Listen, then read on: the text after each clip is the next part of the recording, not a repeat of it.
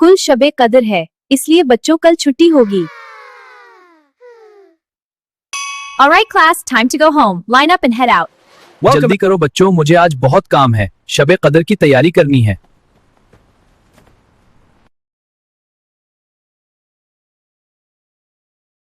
आज शबे कद्र है, मैंने इबादत की तैयारी भी शुरू कर दी है। हाँ बहन, मैं भी, ताकि रात को सुकून से इबादत कर सकें।